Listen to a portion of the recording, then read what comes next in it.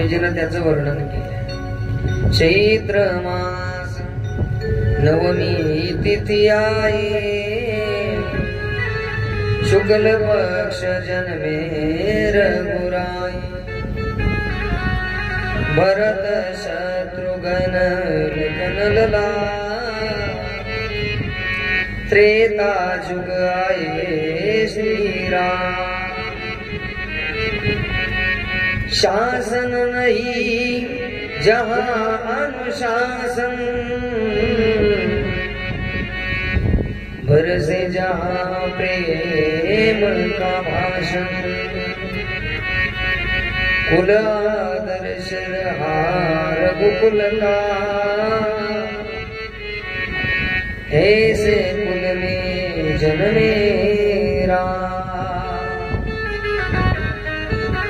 जय रघुनंदन जय श्री राम. रघुवंशामध्ये रामजीचा जन्म झाला. स्वामीजी म्हणतात चैत्र महिना आहे आणि चैत्र महिन्यामध्ये शुक्ल पक्ष आहेत आणि नवमी तिथी आहे. चैत्र शुद्ध नवमी त्यात दशमी तिथी, चैत्र शुद्ध मास त्यात नवमी तिथी. गंधयुक्त वास तरी उष्ण किती, गंधयुक्त वास तरी उष्ण किती. देश तसे देशती तसे तरी देशी डोलला. राम जन्म लाग सके राम जन्म लाग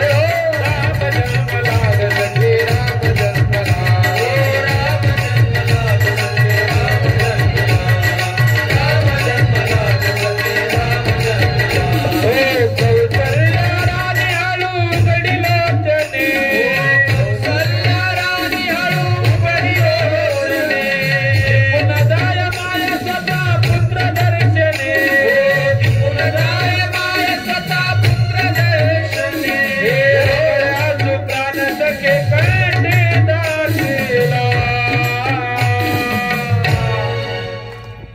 राम जन्म लाग सके राम जन्म राम जन्म लाग सके राम जन्म राम जन्म लाग सके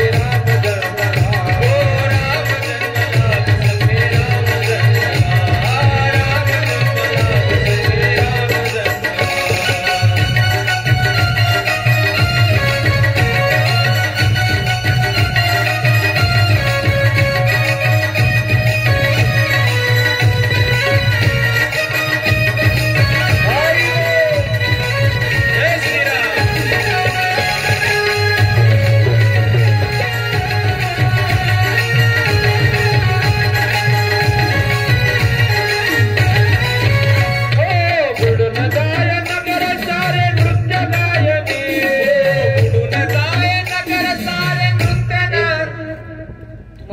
झालाच नाही का कोणाला?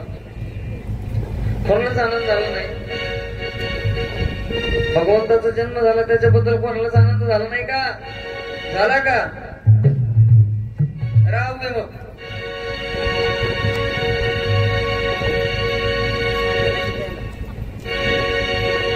सर्वांनी पावलं घ्यायचं सर्वांनी. दोन प्रहरी काग श्री सूर्याचा मला,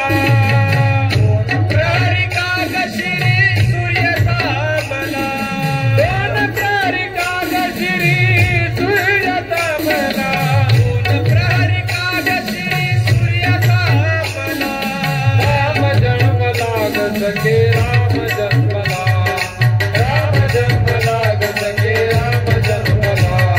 राम जन्म लाग सके राम जन्मला,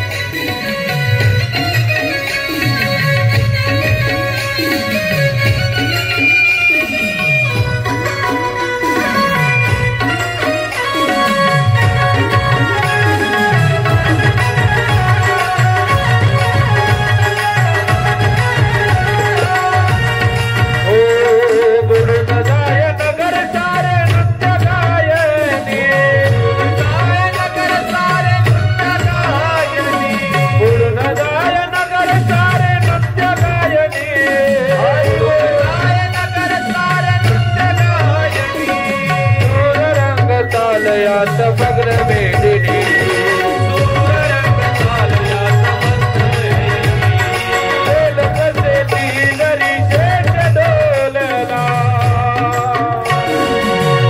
प्रभु श्री रामचंद्र भगवान की राम जन्म लाग सके राम जन्म राम जन्म लाग सके राम जन्म राम जन्म लाग सके राम जन्म राम जन्म लाग सके राम जन्म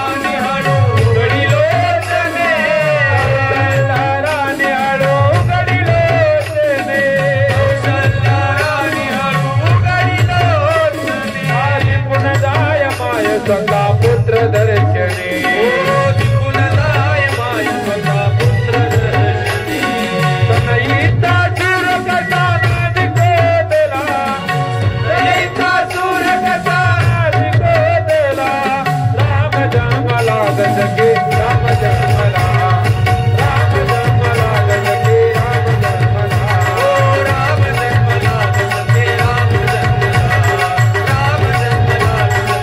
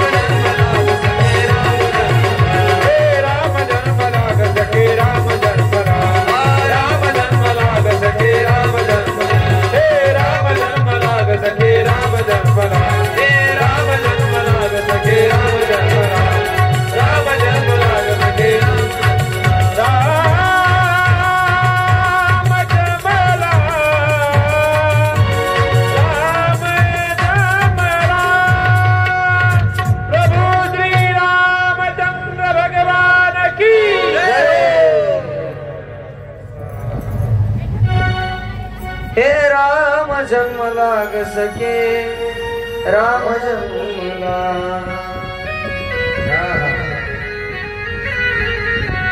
बसा बसा बसा सगळे बसा. रामजीचा जन्म झाला म्हणजे काय झाला माहिती का? आनंद झाला. काय झाला? रामजी जन्माला आल्यानंतर महाराज कुठल्याही प्रकारची कमतरता राहिली नाही. राम जन्म झाल्यानंतर सुखाचा पूर आला. स्वामीजी म्हणतात रामजीला कौशल्य माईना पाहिलं महाराज. हे नाही कौशलेची भान गर्भी आले नारायण. स्वतःला विसरून गेली कौशल्यामाई. आणि का विसरू नये महाराज? जपी ज्याच्या करता जप करतो, तपी ज्याच्या करता तप करतो, योगी ज्याच्या करता योग करतो तो भगवान. कौशल्याच्या महाली आहे, का विसरणार नाही? कौशल्यामध्ये स्वतःला विसरून गेली. भगवंताने आपली योग माया टाकून कौशल्याला सावध केलं. महाराज कौशल्यामाईना पाहिलं ना देवाला चतुर्भुज रूप धारण केलेलं. कौशल्यामाईना सांगितलं, म्हणले हे प्रभू, या असं पूर्व काही जन्माला येत असतं का? म्हणले तू तर पितांबर नेसून आला नाही का? मस्तकावर मुकुट धारण केला, चतुर्भुज रूप धारण केलं. म्हणजे असं नाही राहत. म्हणजे मग देवा तुम्हाला लहान व्हावं लागेल. भगवंताने सांगितलं, म्हणजे लहान हो प्रभू, मी सांगते तशी तुम्हाला लीला करावी लागेल. माता पुनी बोली सोमती डोली तज होता तज रूपा जे शिशुलीला अति प्रिय शीला यह सुख परम अनुपा. सुनि वचन सुजान रोदन ठाना हुई बालक सुरभूपा. यह चरित जोगावई हरिपद पावई तेन परई भव. हे प्रभू, तुम्हाला लहान व्हावं लागेल. की जे शिशुलीला अति प्रियशीला यह सुख परम अनुपा. अपत्य जर लहान असेल तरच आईला आनंद होतो. आणि समजा आता मला सांगा, एखादा मोठा पोर काय, त्या मोठ्या पोरानं जर त्या लहान पोरासारखं कौतिक करायला लागले, आई काय करेन बरं? सांगा ना तुम्ही. आई टोली दिल्याशिवाय राहणार नाही. म्हणजे एवढा मोठा ठोकाड्या झाला, तुला अजून आठलीचा पत्ता नाही, चालली वाग नाही का? ज्या वेळेस महाराज लहान मूल आहे, लहान मूल जर कदाचित समजा ताटामध्ये बसलं चिवडायला जरी लागलं ना, समजा बापाच्या ताटात जेवायला बसलं चिवडायला लागलं ना, तरी बापाला त्याचा काय वाटतो माहितीये का? आनंद वाटतो. आनंद. हे ज्ञानेश्वर महाराजांचे दृष्टांत आहेत. तुम्ही 9व्या अध्याय वाचा. 9व्या अध्यायामध्ये ज्ञानेश्वर महाराजांनी ओव्या सांगितल्या. माझ्या मते 9व्या अध्यायातल्या 3ऱ्या क्रमांकाच्या श्लोकावरची ओवी फार गोड आहे. मौली लिहितात, बाप लेक जेवायला बसले. आता तसं बापाचं जेवण चालू असताना बापाचे 5 बोट फक्त पहिली कांडी भरलेली असते नाही का? बाप इतका नाजूक जेवतो. पण त्याच बापाच्या ताटामध्ये जर लेकरू जेवायला बसल्यावर पण ते लहान पाहिजे बरं का? ते कसं पाहिजे? ते लहान पाहिजे. लहान म्हणजे इतकंही लहान नाही का 16-17 वर्षाचं. 17 पर्यंत सरकारच्या दृष्टिकोनातून त्या नाबालिकाच आहे. लहान मुलं आहे अपत्य. ती जेवायला जर बसलं ना, ते उंच धोरणात जेवत नाही. एक हात खाली आपटतो तर दुसरा हात ताटामध्ये आणि तो बापाला सांगतो. बाप त्याला बाप काला करून देतो नाही का? काला करून दिला म्हणजे मग तो काला चिवडायला सुरुवात करतो. अर्धा तोंडात, अर्धा वटवर, अर्धा खाली, अर्धा फरशीवर नाही का? सगळा राहाडाचा राहाडा. जर का कदाचित दूध काला जर खात असेल, सगळ्या अंगावर सांडतो. हा, गोपाल कृष्ण जय जय कृष्ण. ज्ञानोबराय म्हणतात ते असं चालू असताना सुद्धा बापाला काय होतं माहितीये का? आनंद होतो आनंद. आता ओवी सांगतोय का, बाळक बापाची ताटी रिगी आणि बापा तेच जेवू लागी, एकी तो संतोष लेनी वेगे मुग जीवोडगी. त्या बापाला इतका संतोष होतो महाराज. तसं कौशल्यामाई सांगते, प्रभू तुम्ही लहान व्हा आणि लहान होऊन शिशु लीला म्हणजे बाल लीला करा. सुनी बचन सुजाना रोदन ठाना हुई बालक सुरभूपा. आता लहान मुलांची पहिली प्रक्रिया आहे जन्म झाल्याबरोबर रडणे. पोर जर रडलं नाही ना डॉक्टर म्हणतो ते मुद्दाड आहे बरं का विजू काका. रडलं नाही ना त्याच्या मेंदूर टोला दिला जातो असं म्हणतात. मी काय पाहिलं नाही.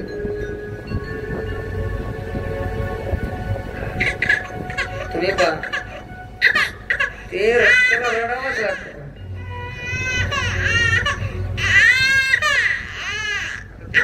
आता इथे एक गंमत सांगतो तुम्हाला बरं का. विनोदीकत नाही आणायचं आपल्याला. पोराकडे लक्ष द्या तुम्ही. हे इकडे इकडे पोर आले की नेमकं कोण रडू राहिले त्याच्या डोक्यात गणगण झाली. व आता कोण आलंय पण रडायला. ही मजा फक्त लहानपणीच आहे बरं का. शहाणा झालो जर असं जर नाटक करायचा प्रयत्न केला तर कोण तिने पोरेला हुशार राहून ते सायला जग नाही पण डोक्यात गेला.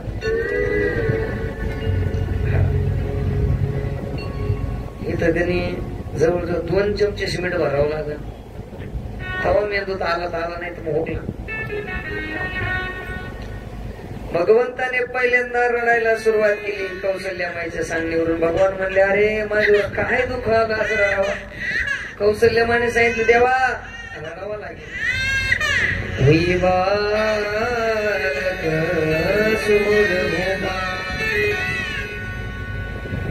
या विश्वाचा मालक लहान झाला महाराज आणि लीला करायला सुरुवात केली. असं म्हणतात राजा दशरथाला आता तो आनंद गगनात माहिना. हे दशरथ पुत्र दशरथ पुत्र जन्म सोनिका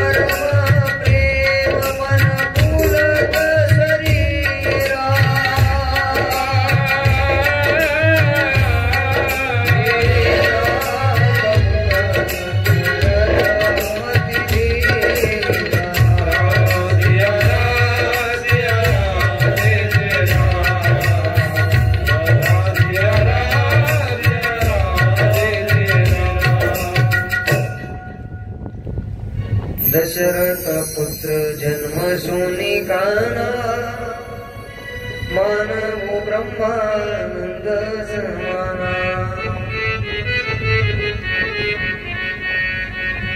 भगवंताचं मुख पाहिल्याबरोबर महाराज राजा दशरथाला त्या पुत्राची वार्ता ऐकली. मुख पाहिल्याबरोबर महाराज ब्रह्मानंद झाला. आणि का होऊ नये. आतापर्यंत 3 राण्या करण्याची वेळ कशामुळे आली हो. पुत्र हिनसे मे राजम सर्व दुःखाय गणपती. सगळं राज्य राजा दशरथाला दुःखवत मानायला लागले. का? पुत्र नाही महाराज. संपत्ती कमवली जर संतती जर नसेल ना तर त्या संपत्तीचा काही आनंद उपभोगता येत नाही. आणि झोपडीत असू द्या लेकर बाळा खेळू द्या. मला सांगा तुम्ही लोक काय विचारतात बरं. तुमचा या महिन्याचा पगार झालाय का बुवा?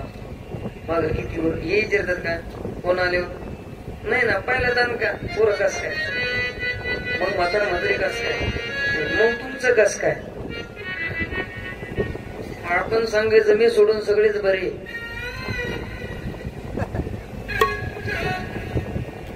मला आता एका पाहुण्याचं फोन आला, जेवता जेवता ते कस काय महाराज? म्हणलं मी सोडून सगळे बरे. म्हणजे कस काय? म्हणलं मग असं सोडून काहीच दुखत नाही. लोक संपत्ती विचारत नाही तेव्हा, संतती विचारतात. म्हणून राजाला आता ब्रह्मानंद झालेला आहे. त्या प्रसंगाला गुरु वसिष्ठजी महाराज आले आणि गुरु वसिष्ठजी महाराज संपूर्ण नगरवासी भगवंताच्या त्या बाललीलेमध्ये महाराज सगळे भावुक झालेले. भगवान भोले बाबा म्हणतात मी स्वतः त्या उत्सवामध्ये प्रकट झालो महाराज. भोले बाबाचं आराध्य दैवत जर काय असेल तर भगवान श्री रामचंद्रजी महाराज. भजन करी महादेव महादेव, भजन करी महादेव महादेव, भजन करी महादेव देव, भजन करी महादेव. रामजी सदाशिव रामपूजी सदाशिव,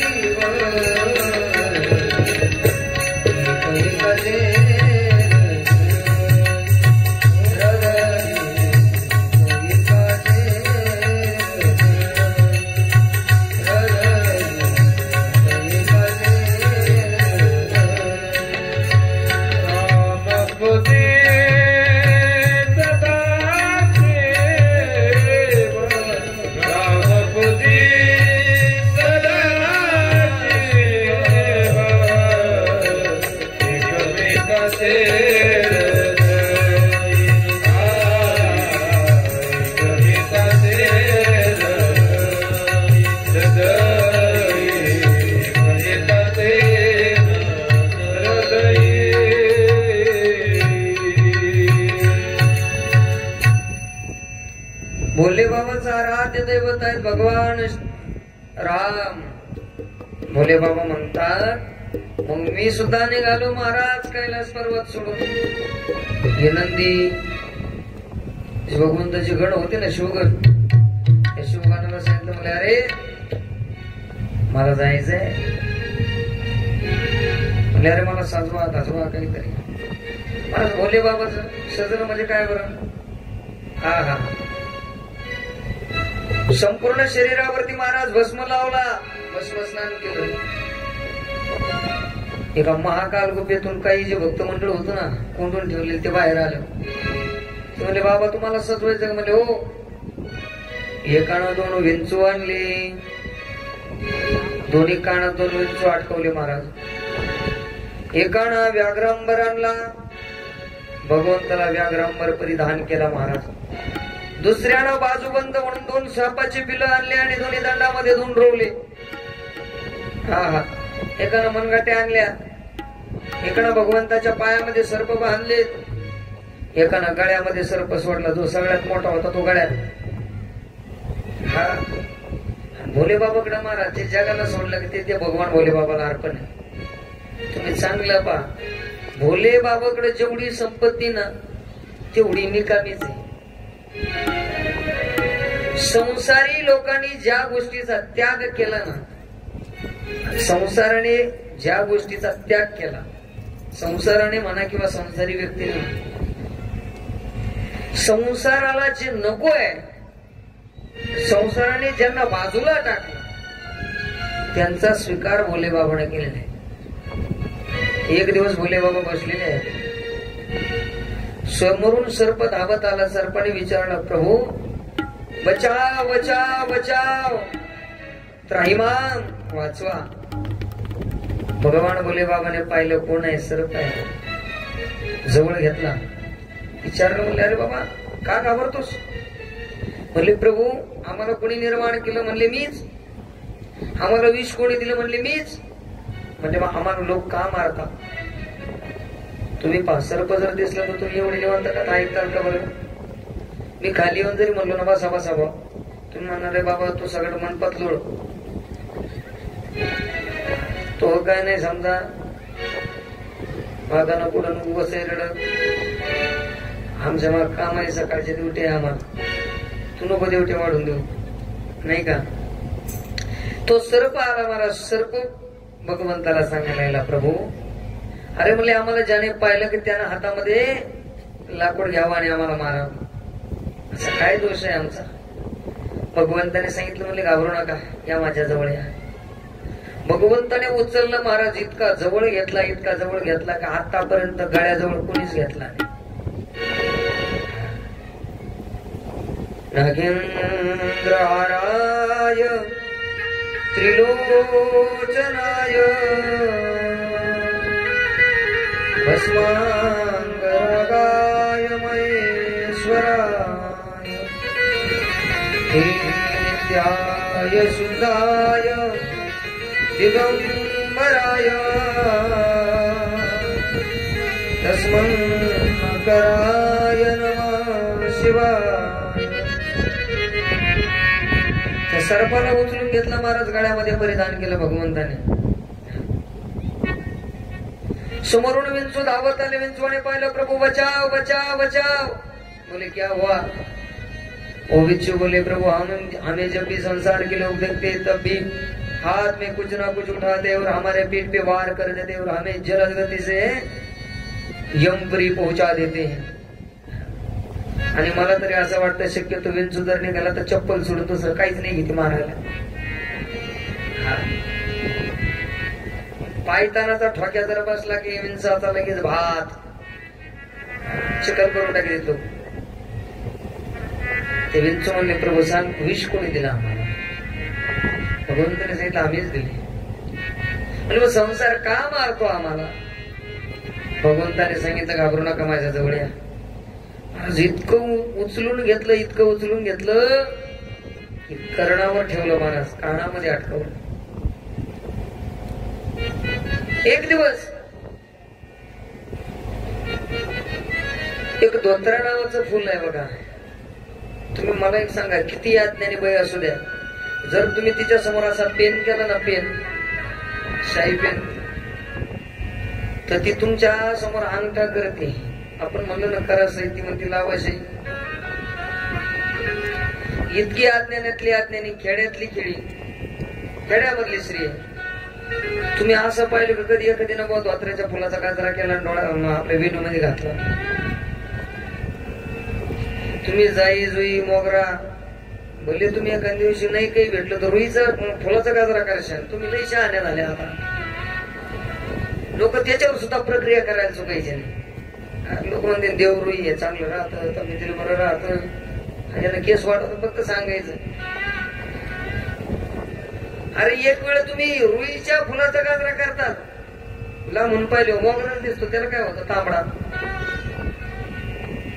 तर धोत्र्याच्या फुलाचा केला काय दिलं कोणा गाजरा?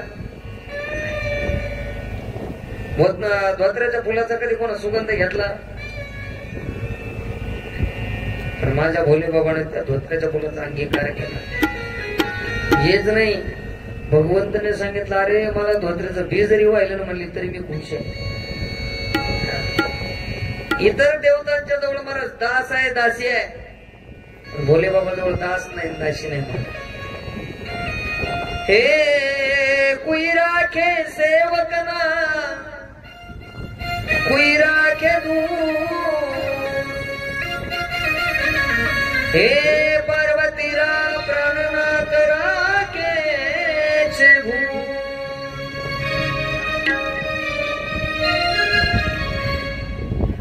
इतका सरळ देव आहे तो महाराज. त्या भोले बाबाचा शृंगार केला महाराज. आणि पाहता पाहता महाराज त्या अयोध्या नगरीमध्ये भोले बाबा काकभूषणजी महाराजांच्या सह स्वामीजी म्हणतात रूप बदलून प्रगट झाली. ओ नमः शिवाय, हरि ओ नमः शिवाय, ओ नमः शिवाय.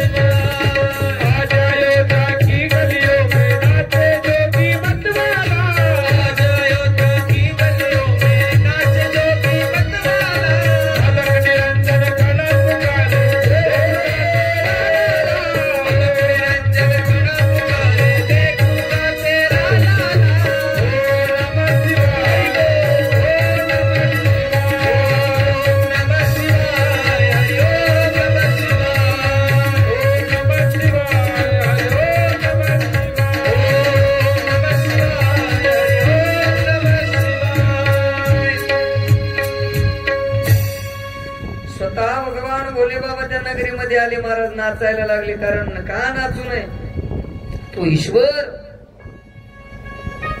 कौशल्याच्या महाली. असं म्हणतात स्वामीजी, 1 महिनाभर हा उत्सव चालला. हा हे मास दिवस कर बापर मन जानई को, रथ समेत रवि था के भूनिसा कवन विधि हो. 1 महिनाभर सूर्य एका जागेवर थांबला. सूर्याची गती थांबून गेली.